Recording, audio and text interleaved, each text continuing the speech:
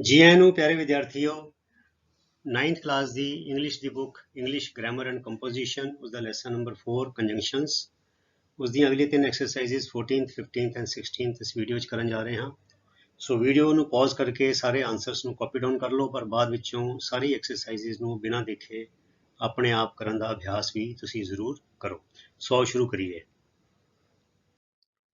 So exercise 14 कहती है fill in the blanks with subordinative conjunctions अर्थात सब ऑर्डिनेटिव कंजंक्शंस ਦੇ ਨਾਲ ਖਾਲੀ ਸਥਾਨਾਂ ਨੂੰ ਭਰੋ। ਸੋ ਇੱਥੇ ਆਏਗਾ ਇਫ ਆਏਗਾ ਬੱਚਿਓ। ਸੋ ਇਹਦਾ ਮਤਲਬ ਬਣ ਜਾਏਗਾ he will join the meeting, ਉਹ ਇਕੱਤਰਤਾ ਵਿੱਚ ਸ਼ਾਮਿਲ ਹੋਏਗਾ ਜੇ, ਇਫ ਦਾ ਮਤਲਬ ਜੇ, he is allowed to do so, ਉਹਨੂੰ ਇਦਾਂ ਕਰਨ ਦੀ ਇਜਾਜ਼ਤ ਦਿੱਤੀ ਜਾਵੇ। ਕਿੱਦਾਂ ਕਰਨ ਦੀ? ਮੀਟਿੰਗ ਵਿੱਚ ਆਉਣ ਦੀ, ਮੀਟਿੰਗ ਜੁਆਇਨ ਕਰਨ ਦੀ, ਇਕੱਤਰਤਾ ਸ਼ਾਮਿਲ ਹੋਣ ਦੀ। ਠੀਕ ਹੈ। ਸੋ ਇੱਥੇ ਆਏਗਾ although ਦੂਜੇ ਨੰਬਰ 'ਚ although it was quite cold yet she did not light a fire। although it was quite cold ਅਰਥਾਤ ਹਾਲਾਂਕਿ ਬੜੀ ਠੰਡ ਸੀ, ਭਾਵੇਂ ਬੜੀ ਠੰਡ ਸੀ yet ਫਿਰ ਵੀ she did not light a fire ਉਹਨੇ ਅੱਗ ਨਹੀਂ ਬਾਲੀ, ਇਹਦਾ ਮਤਲਬ ਹੋਇਆ। ਠੀਕ ਹੈ।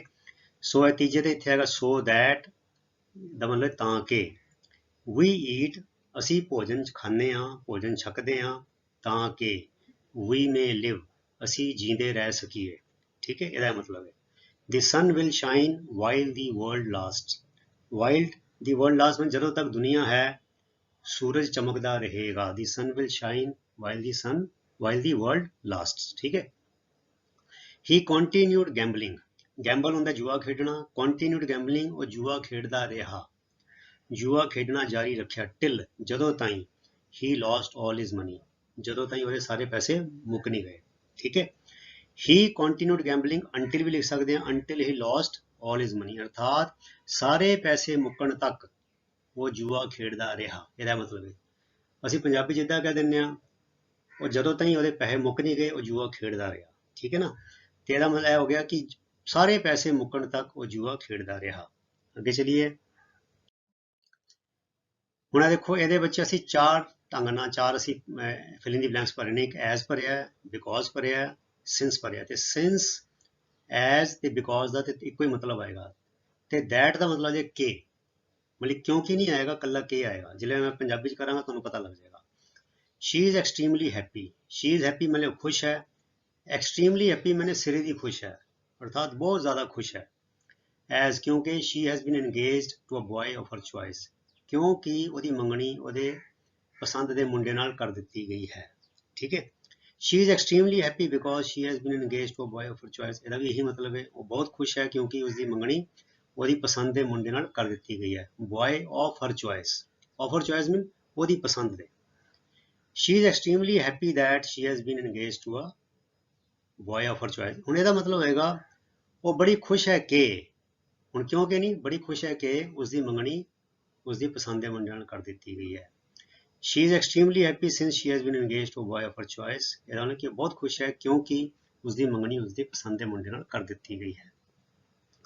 he will not pass unless, unless ਮਤਲਬ ਜਦੋਂ ਤਾਈਂ, ਸ਼ਰਤ ਹੈ he works hard ਜਦੋਂ ਤਾਈਂ ਉਹ ਮਿਹਨਤ ਨਹੀਂ ਕਰਦਾ he will not pass, he will not pass ਉਹ ਪਾਸ ਨਹੀਂ ਹੋਏਗਾ unless he works hard ਜਦੋਂ ਤਾਈਂ ਉਹ ਮਿਹਨਤ ਨਹੀਂ ਕਰਦਾ, ਜਦੋਂ ਤਾਈਂ ਉਹ ਮਿਹਨਤ ਮੁਸ਼ੱਕਤ ਨਹੀਂ ਕਰਦਾ। ਠੀਕ ਹੈ। The thief was caught red-handed, red-handed ਹੁੰਦਾ ਹੈ ਬੱਚਿਆਂ ਮੁਹਾਵਰਾ ਹੈ ਇੰਗਲਿਸ਼ ਵਿੱਚ, ਅਸੀਂ ਪੰਜਾਬੀ 'ਚ ਕਹਿੰਦੇ ਹਾਂ ਰੰਗੇ ਹੱਥੀਂ ਫੜਾ ਗਿਆ। ਰੰਗੇ ਹੱਥੀਂ ਕੀ ਹੁੰਦਾ ਹੈ? ਮਤਲਬ ਕਿ ਅਪਰਾਧ ਕਰਦੇ ਹੋਏ, ਇਹ ਨਹੀਂ ਕਿ ਅਪਰਾਧ ਹੋ ਚੁੱਕਾ ਹੈ ਤੇ ਬਾਅਦ ਚੋਂ ਪੁਲਿਸ ਨੇ ਉਹਨੂੰ ਫੜਿਆ।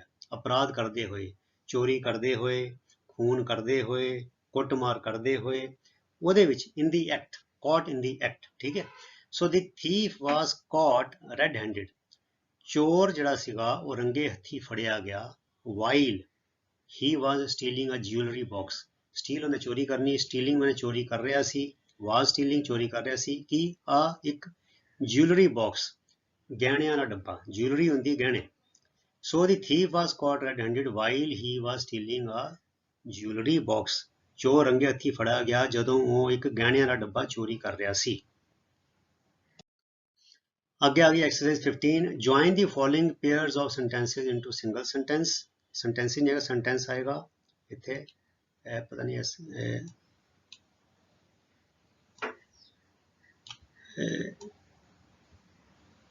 सिंगल सेंटेंस से एक वचन हो जाएगा ना बच्चों,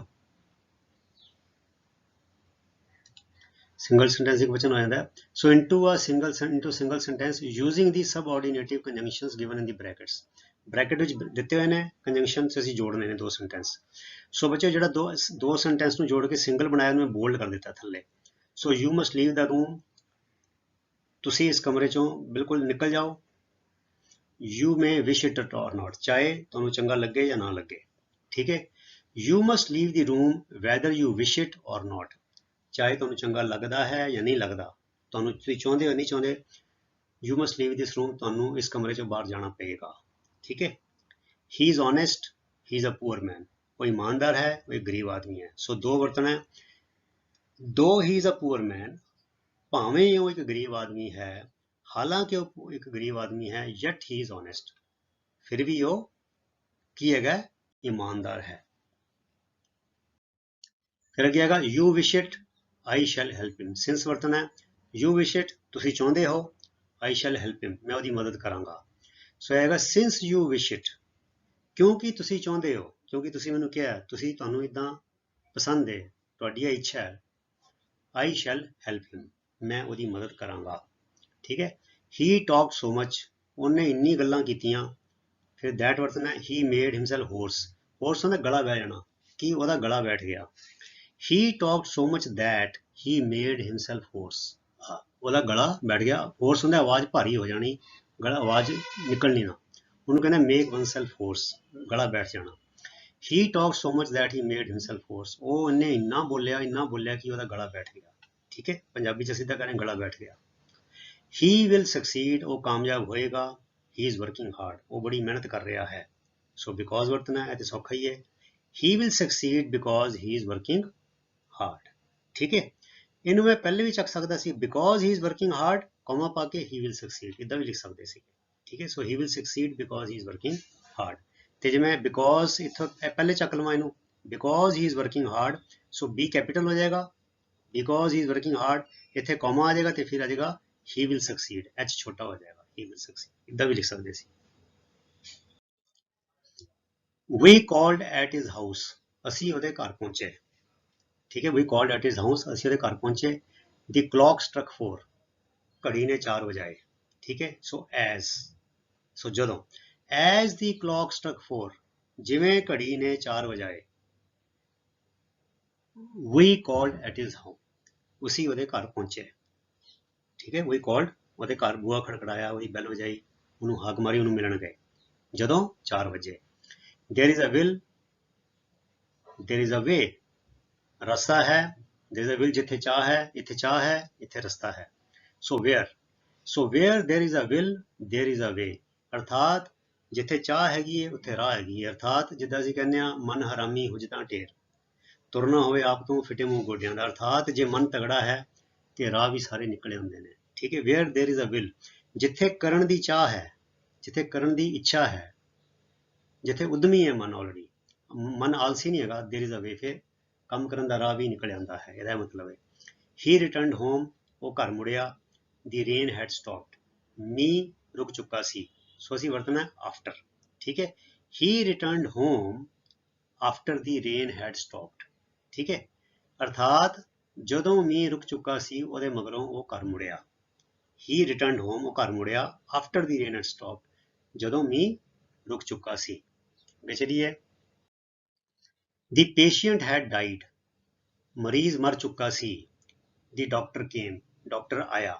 ਸੋ ਬਿਫੋਰ ਵਰਤਣਾ ਹੈ, ਸੋ ਪਹਿਲਾਂ, ਸੋ ਡਾਕਟਰ ਦੇ ਆਉਣ ਤੋਂ ਪਹਿਲਾਂ ਮਰੀਜ਼ ਮਰ ਚੁੱਕਾ ਸੀ। The patient had died, ਮਰੀਜ਼ ਮਰ ਚੁੱਕਾ ਸੀ। Before the doctor came, doctor ਦੇ ਆਉਣ ਤੋਂ ਪਹਿਲਾਂ, ਠੀਕ ਹੈ। I called on him, ਮੈਂ ਉਹਨੂੰ ਮਿਲਣ ਗਿਆ। He was at home, ਉਹ ਘਰ ਸੀ। ਸੋ when ਵਰਤਣਾ ਹੈ, he was at home, ਉਹ ਘਰ ਸੀ। when I called on him, ਜਦੋਂ ਮੈਂ ਉਹਨੂੰ ਮਿਲਣ ਗਿਆ। when I called on him, ਉਹ ਘਰ ਸੀ, ਠੀਕ ਹੈ। ਅੱਗੇ ਚਲੀਏ। Exercise 16, fill in the blanks with the suitable conjunctions. Hardly had he gone there, hardly ਦੇ ਨਾਲ ਬੱਚਿਓ ਹਮੇਸ਼ਾ when ਆਉਂਦਾ ਹੈ। scarcely ਦੇ ਨਾਲ ਆਉਂਦਾ ਹੈ before, ਠੀਕ ਹੈ। ਤੇ no sooner ਦੇ ਨਾਲ ਆਉਂਦਾ than, ठीक है। So hardly had he gone there when it started raining, ਇਹਦਾ ਮਤਲਬ ਹੈ ਉਹ ਹਾਲੇ ਉੱਥੇ ਪਹੁੰਚਿਆ ਹੀ ਸੀ ਕਿ ਮੀਂਹ ਪੈਣਾ ਸ਼ੁਰੂ ਹੋ ਗਿਆ, ਜਾਂ ਜਦੋਂ ਮੀਂਹ ਪੈਣਾ ਸ਼ੁਰੂ ਹੋਇਆ ਉਹ ਹਾਲੇ ਉੱਥੇ ਪੁੱਜਿਆ ਹੀ ਸੀ। ਠੀਕ ਹੈ। He is both a painter and a singer, ਉਹ ਇੱਕ ਚਿੱਤਰਕਾਰ ਵੀ ਹੈ ਅਤੇ ਗਾਇਕ ਵੀ ਹੈ। ਉਹ ਦੋਨੋਂ ਚਿੱਤਰਕਾਰ ਅਤੇ ਗਾਇਕ ਹੈ। ਅਸੀਂ ਪੰਜਾਬੀ 'ਚ ਇਦਾਂ ਨਹੀਂ ਕਹਿੰਦੇ, ਅਸੀਂ ਕਹਿੰਦੇ ਚਿੱਤਰਕਾਰ ਵੀ ਹੈ ਤੇ ਗਾਇਕ ਵੀ ਹੈ। ਸੋ ਹੀ ਇਜ਼ ਬੋਥ, ਜਦੋਂ ਦੋ ਦੀ ਗੱਲ ਹੋਵੇ, he is both a painter and a singer. Life is such a puzzle, puzzle ਹੁੰਦਾ ਬੁਝਾਰਤ। ਜ਼ਿੰਦਗੀ ਇੱਕ ਐਸੀ ਬੁਝਾਰਤ ਹੈ, ਐਜ਼ ਸੱਚ ਦੇ ਨਾਲ ਐਜ਼ ਹੁੰਦਾ ਕੈਨ ਨਾਟ ਬੀ ਸੋਲਵਡ, ਜਿਹੜੀ ਸੁਲਝਾਈ ਨਹੀਂ ਜਾ ਸਕਦੀ। ਆਈ ਐਮ ਸੋ ਟਾਇਰਡ, ਮੈਂ ਇੰਨਾ ਥੱਕਿਆ ਹੋਇਆ ਹਾਂ, ਦੈਟ ਕਿ ਆਈ ਕੈਨਟ ਵਾਕ, ਕਿ ਮੈਂ ਤੁਰ ਨਹੀਂ ਸਕਦਾ। So that I am so tired that I can't walk, ਮੈਂ ਇੰਨਾ ਥੱਕਿਆ ਹਾਂ ਕਿ ਮੈਂ ਤੁਰ ਨਹੀਂ ਸਕਦਾ। He is as tired as you are, as ਮਤਲਬ ਜਿੰਨਾ ਤੂੰ ਉਨਾ ਹੋ, ਜਿੰਨਾ ਤੇ ਉਨਾ। He is as tired as you are, ਅਰਥਾਤ ਉਹ ਉਨਾ ਹੀ ਥੱਕਿਆ ਹੋਇਆ ਹੈ ਜਿੰਨਾ ਤੂੰ ਥੱਕਿਆ ਹੋਇਆ, ਜਾਂ ਉਹ ਤੇਰੇ ਜਿੰਨਾ ਹੀ ਥੱਕਿਆ ਹੋਇਆ ਹੈ। He is as tired as you are. Not only is he rich, but generous too. Generous ਹੁੰਦਾ ਹੈ ਦਿਲਦਾਰ, ਖੁੱਲੇ ਦਿਲ ਵਾਲਾ। ਕਹਿੰਦੇ ਉਹ ਸਿਰਫ ਅਮੀਰ ਹੀ ਨਹੀਂ ਹੈਗਾ, ਦਿਲਦਾਰ ਵੀ ਹੈ। ਹੁਣ also ਦੀ ਜਗ੍ਹਾ ਅਸੀਂ as well ਵੀ ਵਰਤ ਸਕਦੇ ਹਾਂ। Not only is he rich, but generous as well. Generous ਮਤਲਬ ਖੁੱਲੇ ਦਿਲ ਵਾਲਾ, ਠੀਕ ਹੈ, ਵੱਡੇ ਜਿਗਰੇ ਵਾਲਾ। He is not only anxious. Anxious Mane ਚਿੰਤਿਤ। To acquire knowledge, ਗਿਆਨ ਪ੍ਰਾਪਤ ਕਰਨ ਲਈ। ਚਿੰਤਿਤ ਦਾ ਇੱਥੇ ਮਤਲਬ ਕਿ ਥੋੜਾ ਜਿਹਾ ਭਾਵ ਵੱਖਰਾ ਜਿਹਾ ਹੋ ਜਾਏਗਾ। ਚਿੰਤਿਤ ਮੈਨੇ ਬੜਾ ਬੇਚੈਨ ਰਹਿੰਦਾ। He is not only anxious to acquire knowledge, ਅਰਥਾਤ ਉਹ ਗਿਆਨ ਪ੍ਰਾਪਤ ਕਰਨ ਲਈ ਸਿਰਫ ਕਾਲਾ ਹੀ ਨਹੀਂ ਹੁੰਦਾ, ਬੇਚੈਨ ਹੀ ਨਹੀਂ ਹੁੰਦਾ, but also eager to display it. Display ਹੁੰਦਾ ਵੀ ਉਹਦਾ ਦਿਖਾਵਾ ਕਰਨਾ, ਪਰ ਉਹ ਦੱਸਣਾ ਵੀ ਚਾਹੁੰਦਾ, ਦੱਸਣ ਲਈ ਵੀ ਉਹ ਬੜਾ ਕਾਲਾ ਰਹਿੰਦਾ ਹੈ ਕਿ ਮੈਨੂੰ ਇਹ ਪਤਾ ਹੈ, ਮੈਨੂੰ ਇਹ ਪਤਾ ਹੈ, ਮੇਰੇ ਕੋਲ ਇਹ ਨੌਲੇਜ ਹੈ। ਫਿਰ ਆ ਗਿਆ his action was either just or unjust, ਜਿੱਥੇ either ਆਏ ਉਹਦੇ ਨਾਲ or ਆਏਗਾ। his action was either just or unjust, ਵੀ ਦੋ ਹੀ ਗੱਲਾਂ ਹੋ ਸਕਦੀਆਂ। ਉਹਨੇ ਜਿਹੜਾ ਇਹ ਕੰਮ ਕੀਤਾ, ਉਹਦੀ ਹਰਕਤ ਸੀ ਜਾਂ ਤੇ ਉਹ ਸਹੀ ਸੀ, ਨਿਆਂਪੂਰਨ ਸੀ, ਜਾਂ ਨਿਆਂਪੂਰਨ ਨਹੀਂ ਸੀ, unjust। ਸਹੀ ਸੀ, ਦਰੁਸਤ ਸੀ, ਜਾਂ unjust ਗਲਤ ਸੀ। hardly had I reached the station when the train started। hardly ਦੇ ਨਾਲ ਹਮੇਸ਼ਾ when ਆਉਂਦਾ ਹੈ, ਬੜਾ ਸੌਖਾ ਹੈ। no sooner ਦੇ ਨਾਲ than ਆ ਜਾਂਦਾ ਹੈ। ਸਕੇਅਰਸਲੀ ਦੇ ਨਾਲ ਬਿਫੋਰ ਆਉਂਦਾ ਹੈ, ਠੀਕ ਹੈ। ਸੋ hardly had I reach the station, ਮੈਂ ਹਾਲੇ ਸਟੇਸ਼ਨ ਪੁੱਜਿਆ ਹੀ ਸੀ। ਵੈਨ ਦੀ ਟ੍ਰੇਨ ਸਟਾਰਟਡ, ਜਦੋਂ ਟ੍ਰੇਨ ਸਟਾਰਟ ਹੋ ਗਈ, ਅਰਥਾਤ ਟ੍ਰੇਨ ਸਟਾਰਟ ਹੁੰਦੇ ਸਾਰੀ, ਜਿੱਦੇ ਟ੍ਰੇਨ ਸਟਾਰਟ ਹੋਈ ਮੈਂ ਉੱਥੇ ਸਟੇਸ਼ਨ ਤੇ ਹਲੇ ਪੁੱਜਿਆ ਹੀ ਸੀ, ਕਿ ਮੈਨੂੰ ਖੜੇ ਹੋਣ ਦਾ ਟਾਈਮ ਨਹੀਂ ਮਿਲਿਆ, ਮੈਂ ਦੌੜ ਕੇ ਫਟਾਫਟ ਡੱਬੇ 'ਚ ਬੈਠ ਗਿਆ, ਠੀਕ ਹੈ। Hardly had I reach the station when the train started. Scarcely there before ਆ ਗਿਆ। Scarcely had I arrived there before all the visitors dispersed, ਅਰਥਾਤ ਮੈਂ ਹਾਲੇ ਉੱਥੇ ਪੁੱਜਿਆ ਹੀ ਸੀ ਕਿ ਸਾਰੇ ਜਿਹੜੇ ਵਿਜ਼ਿਟਰ ਸੀਗੇ ਉਹ ਖਿੰਡੂ ਹੋ ਗਏ। ਅਰਥਾਤ ਮਤਲਬ ਕਿ ਬਿਫੋਰ ਵਿਜ਼ਿਟਰਸ ਦੇ ਖਿੰਡੂ ਹੋਣ ਤੋਂ ਪਹਿਲੇ ਹੀ ਯਕਦਮ ਬਿਲਕੁਲ ਘੜੀ ਪਹਿਲੇ ਹੀ ਮੈਂ ਉੱਥੇ ਪਹੁੰਚਿਆ ਸੀ। ਜਦੋਂ ਇਦਾਂ ਹੋਵੇ ਨਾ ਪਿਆਰੇ ਬੱਚਿਓ, ਦੋਨੋਂ ਗੱਲਾਂ ਨਾਲ ਹੋਣ, ਜੇ ਇੱਕ ਜਿਲ ਬਿਲਕੁਲ ਕਹੀਏ ਨਾ ਵੀ ਮੈਂ ਹਾਲੇ ਉੱਥੇ ਪਹੁੰਚਿਆ ਸੀ ਤੇ ਇਦਾਂ ਹੋ ਗਿਆ, ਤਦ ਅਸੀਂ ਇਹ ਜੋੜੇ ਵਰਤਦੇ ਹਾਂ, ਹਾਰਡਲੀ, when ਤੇ scarcely ਤੇ before। ਜਿੱਦਾਂ hardly had I reach the station when the train started, ਤੇ ਅਸੀਂ ਪੰਜਾਬੀ 'ਚ ਕਿੱਦਾਂ ਕਹਿੰਦੇ ਹਾਂ, ਮੈਂ ਹਾਲੇ ਸਟੇਸ਼ਨ ਤੇ ਪਹੁੰਚੇ ਸੀ ਕਿ ਗੱਡੀ 'ਚ ਸਟਾਰਟ ਹੋ ਗਈ, ਠੀਕ ਹੈ ਨਾ। scarcely had I arrived there before all the visitors dispersed, ਮੈਂ ਹਾਲੇ ਉੱਥੇ ਪਹੁੰਚੇ ਹੀ ਸੀ ਕਿ ਸਾਰੇ ਜਿਹੜੇ ਵਿਜ਼ਿਟਰਸ ਪੁਰਾਣੇ ਜਾਂ ਬੰਦੇ ਆਏ ਹੋਏ ਸੀ ਉਹ ਖਿੰਡੂ ਹੋ ਗਏ। ਸੋ ਇਹ ਗੱਲਾਂ ਨੂੰ ਜਿਹੜੀ ਪੰਜਾਬੀ 'ਚ ਮੈਂ ਤੁਹਾਨੂੰ ਬੋਲ ਕੇ ਦੱਸਿਆ, ਇਹਨਾਂ ਨੂੰ ਅਸੀਂ scarcely ਤੇ before ਦੇ ਜੋੜੇ ਦੇ ਨਾਲ ਵਰਤਦੇ ਹਾਂ, ਤੇ ਹਾਰਡਲੀ ਤੇ ਵੈਨ ਦੇ ਨਾਲ ਵਰਤਦੇ ਹਾਂ। ਸੋ ਐਸੀ ਪਿਆਰੇ ਵਿਦਿਆਰਥੀਓ ਤੁਹਾਡੀਆਂ ਐਵਡੀਆਂ 3 ਐਕਸਰਸਾਈਜ਼ਿਸ, ਤੇ ਇੱਕ ਵੀਡੀਓ ਇਸ ਚੈਪਟਰ ਦਾ ਹਾਲੇ ਹੋਰ ਬਣੇਗਾ, ਉਹਦੇ ਵਿੱਚ ਅਗਲੀ ਵੀਡੀਓ ਵਿੱਚ ਸਾਰਾ ਲੈਸਨ ਖਤਮ ਹੋ ਜਾਏਗਾ।